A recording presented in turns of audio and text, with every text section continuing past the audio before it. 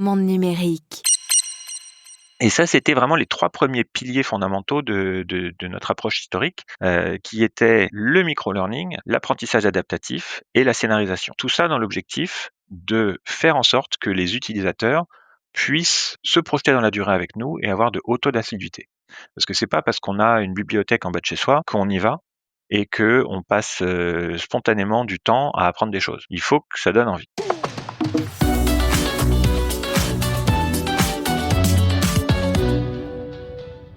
Bonjour Antoine Brenner. Bonjour Jérôme Colmin.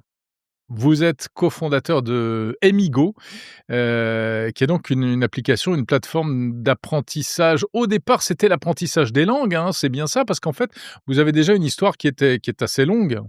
Exactement, on a, plus de 20 ans maintenant et nous avons commencé avec, Benjamin Lévy quand on a créé la société en 2004, qui s'appelait Gymglish.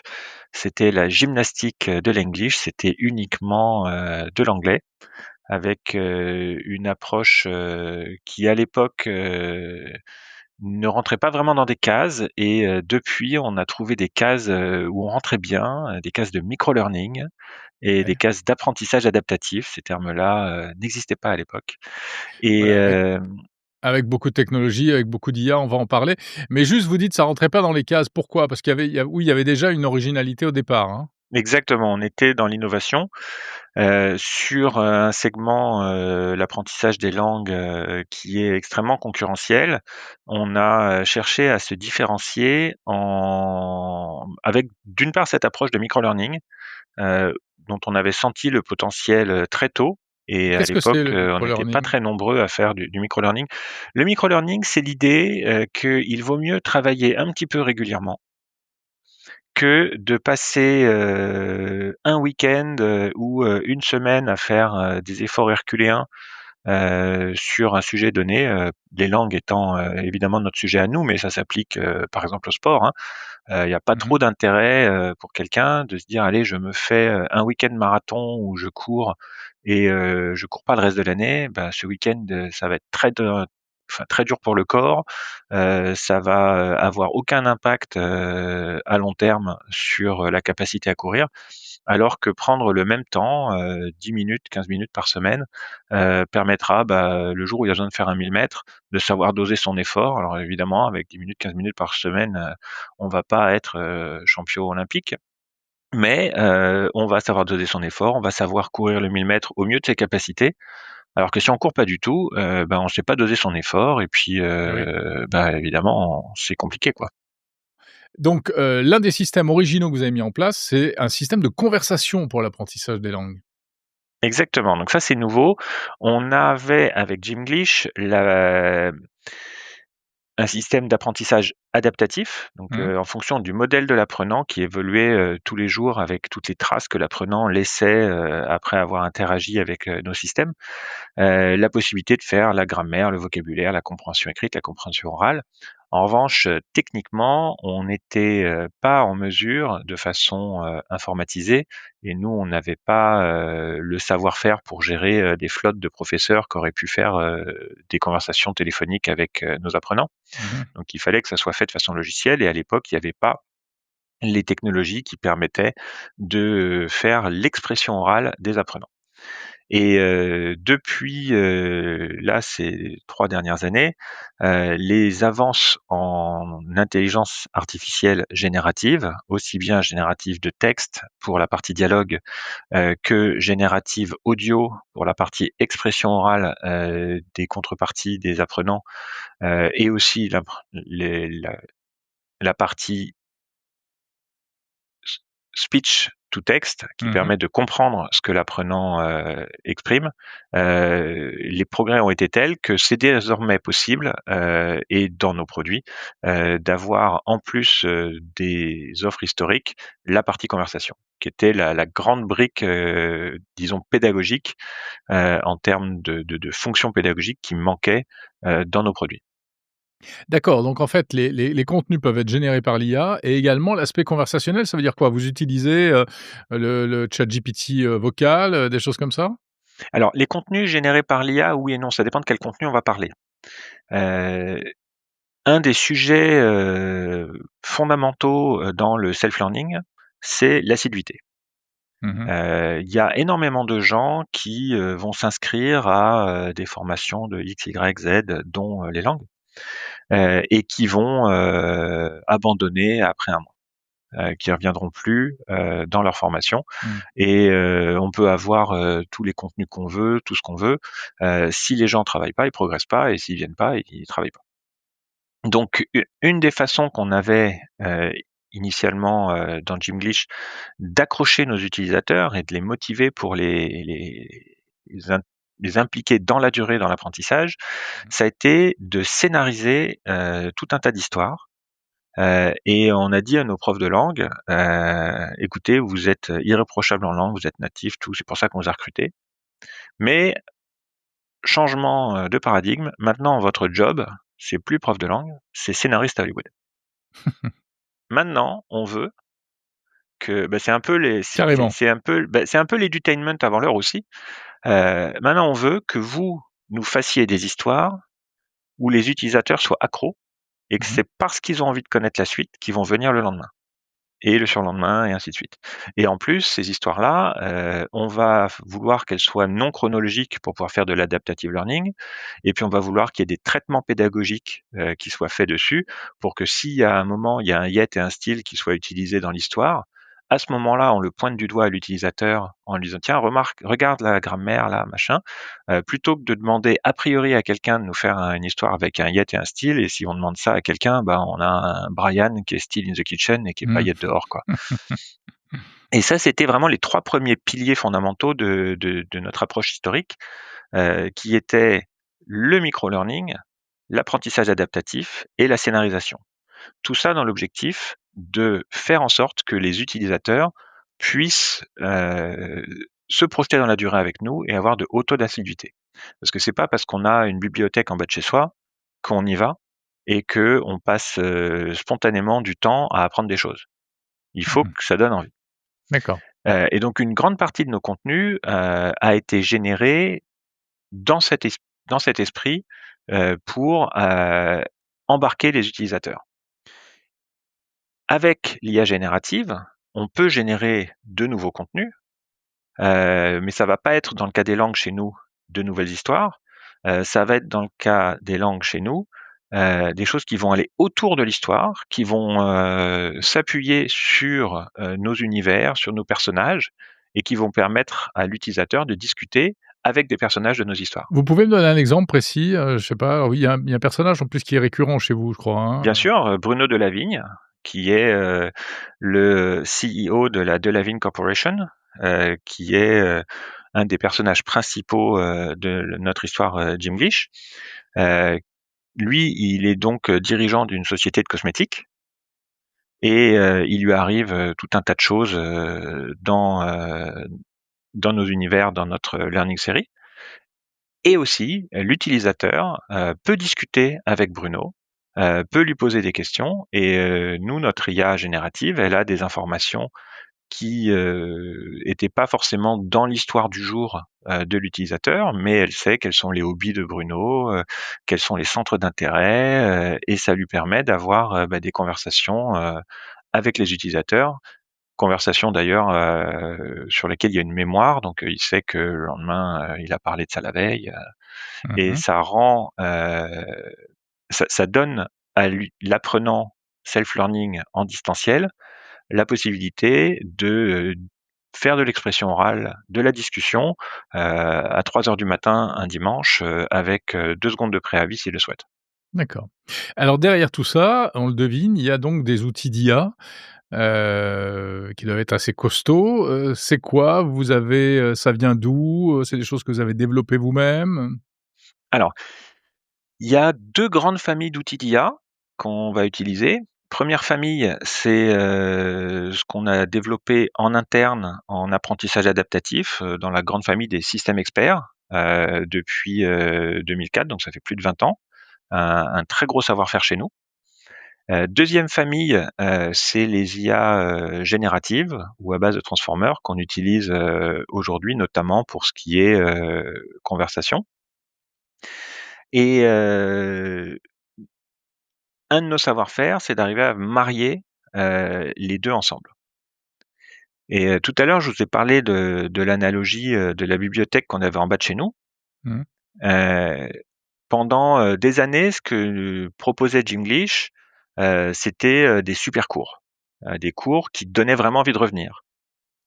Et l'an dernier, on a fait un grand bilan sur notre savoir-faire. Et notre savoir-faire, c'est pas juste de donner des cours. Notre savoir-faire, c'est de s'assurer que les gens vont être assidus, vont travailler, vont avoir envie. Et finalement, c'est plus du coaching que du cours en soi-même. Et D'accord. donc, on a redéfini notre société. Et aujourd'hui, on est un niveau au-dessus. C'est-à-dire que le niveau 1, c'est mettre un livre dans une bibliothèque. Le niveau 2, c'est de mettre une super learning série dans la bibliothèque qui donne envie aux gens de revenir. Et le niveau 3, et ça c'est Aimigo, c'est pour ça on a changé d'identité. Le niveau 3, c'est de proposer aux apprenants de les accompagner dans l'apprentissage. Mmh. Évidemment, l'apprentissage des langues avec nos propres produits, ce qu'on sait faire historiquement, nos learning series, mais aussi l'apprentissage sur des choses qui ne seraient pas des langues, avec des contenus de tiers qu'on peut transformer avec de l'intelligence artificielle générative dans les formats qui sont adaptés à notre intelligence artificielle adaptative. D'accord. Et donc, pour répondre à votre question, et c'est souvent une question qu'on me pose, ah, vous utilisez quel modèle? Alors déjà, je pense que la question du modèle, elle est un peu, elle mérite d'être creusée. C'est-à-dire que ce qui compte, c'est pas tellement le modèle, c'est le combo prompt/modèle. Mmh. Un modèle formidable avec un prompt pourri va donner un résultat pourri. Un modèle pas terrible avec un prompt qui est parfaitement adapté aux besoins va répondre parfaitement aux besoins. Et donc, notre savoir-faire, si aujourd'hui je devais le qualifier, ça serait pas tant de dire ah bah voilà, nous on est les spécialistes de tel modèle. Nous en revanche, on est des spécialistes, on a développé tout un tas de test suites qui nous permettent d'évaluer la pertinence d'un combo prompt/modèle par rapport à des besoins donnés. Et donc typiquement sur les besoins de conversation avec les apprenants, on est capable d'évaluer les combos prompt/modèle.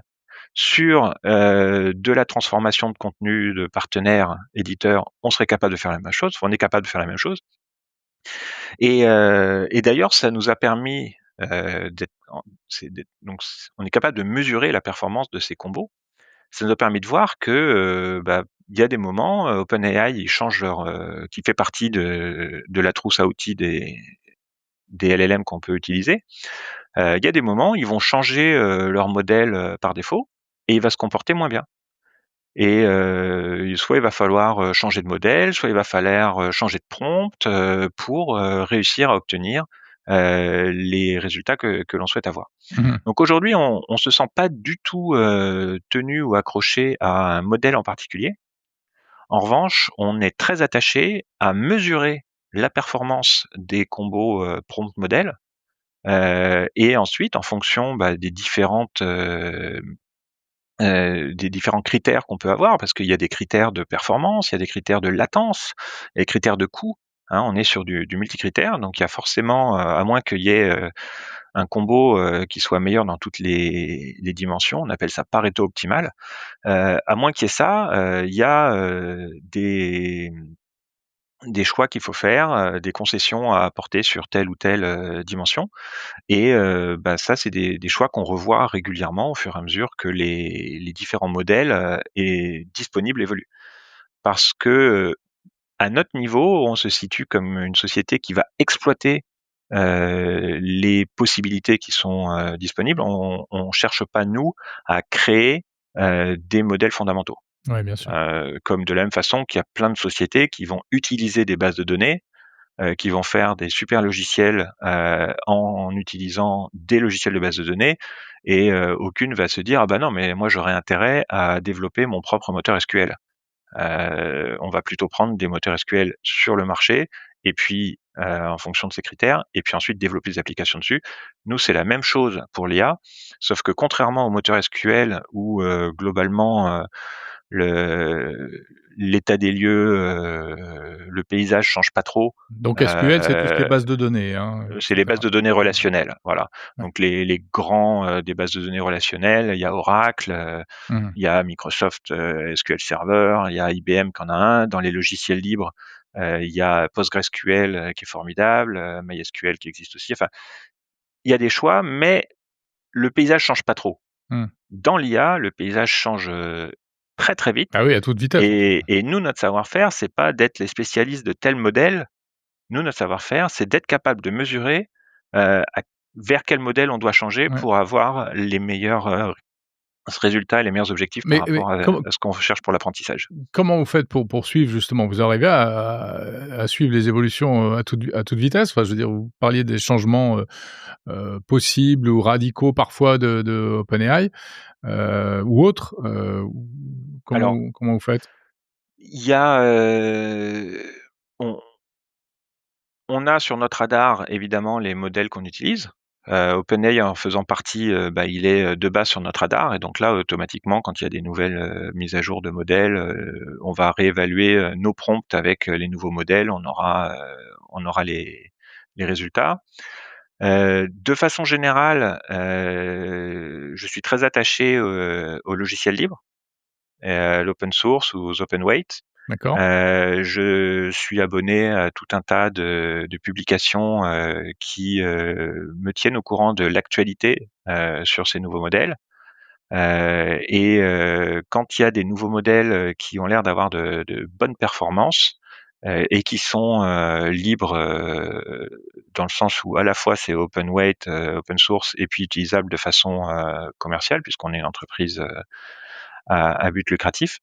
Et ben là, si c'est prometteur, on va prendre du temps de notre équipe. On a un laboratoire d'intelligence artificielle, c'est Imigo, c'est le AI Lab. Je suis Chief of AI Lab et on va tester ces modèles et éventuellement les introduire Mmh.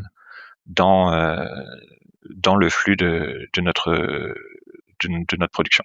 Donc vous allez par exemple sur, Hugging Face faire votre Ah, marché, j'adore et Hugging Face, cetera? ouais, exactement. Ouais, on est je suis grand utilisateur de Hugging Face, grand fan et je suis très, très content, que ce hub se développe à la vitesse où il se développe. Mmh. C'est une ressource qui est absolument formidable, pour, je pense, tout un tas d'entreprises, dans le monde, dont, les PME françaises dont nous Ouais. sommes représentants. Ouais, ouais, justement, dont, Clément Delangue, le cofondateur, a écouté en interview sur Monde Numérique.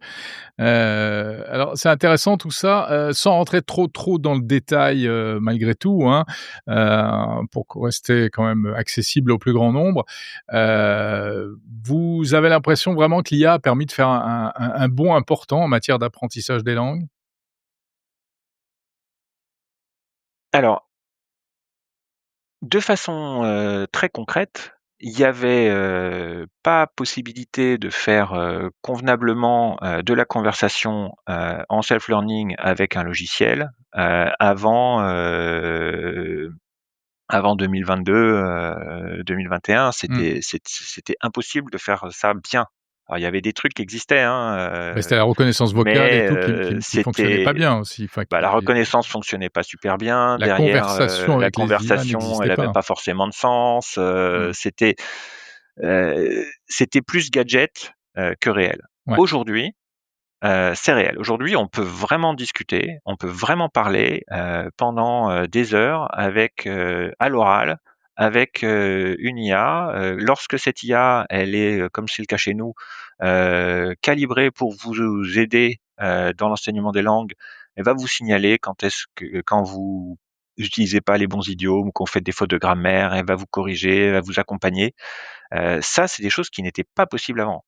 Ça ne veut pas Mmh. dire qu'avant on faisait rien en langue, puisque pendant 20 ans, on a quand même fait des trucs qui étaient vraiment super, mais il n'y avait pas cette partie expression orale, discussion. D'accord. Et maintenant, elle est possible. Donc là, rien que ça, sur les langues, c'est une énorme avancée.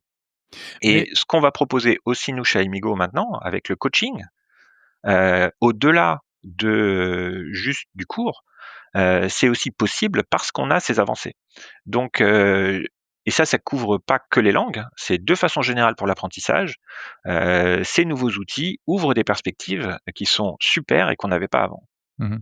Mais, Antoine, qu'est-ce qu'une application comme Amigo apporte de plus que, simplement si je me mets devant, si j'utilise, OpenAI en mode vocal, je lui dis, de jouer au prof, parce que c'est possible de lui demander Bien de tenir sûr. un rôle et puis d'entamer une conversation dans une langue étrangère avec lui, ce qu'il sait parfaitement bien faire. Alors ça, c'est une très bonne question. Sur, la 1re heure, que vous allez faire ça, il y aura pas fondamentalement de différence. C'est-à-dire que Mmh. discuter avec, Bruno Delavigne ou discuter avec, OpenAI, la 1re heure, si vous lui avez donné les bonnes consignes en disant: «Je veux apprendre la langue, machin», il fera de son mieux. En revanche, l'apprentissage, il va être pertinent s'il est fait sur la durée. Mmh. Et OpenAI, sur la durée, lui, il va pas être capable de savoir, identifier vos points faibles, de vous faire retravailler, sur tel et tel point dans 1 semaine, dans 1 mois et demi, dans 3 mois et dans 6 mois pour consolider l'apprentissage. Et c'est ça que nous, on apporte, c'est-à-dire le mariage de la partie générative et de la partie adaptative. C'est-à-dire qu'une fois qu'on a fait cette discussion, une fois qu'on a, fait 1 heure, qu'on a des traces comme ça qui sont d'excellente qualité, de ce que vous avez dit, on peut analyser, les difficultés, les problèmes grammaticaux, et ben, il faut le faire. Et Mmh. puis ensuite, créer ce modèle de l'apprenant et ensuite l'utiliser ce modèle de l'apprenant. Et ça, OpenAI le fait pas. Le jour D'accord. où, Oui, c'est tout peut-être, ce qui touche plus à la pédagogie et au suivi et au sur le temps long long. terme et au temps long. Exactement, D'accord, OK. exactement. Mmh. OK, OK, je comprends. Qu'est-ce que vous envisagez comme, développement futur? Ou pour vous, ça va aller, jusqu'où, ces choses-là? Alors, nous, concrètement aujourd'hui, on est très excités parce qu'on a, la possibilité de travailler maintenant sur des contenus qui sont pas des contenus de langue. Mmh.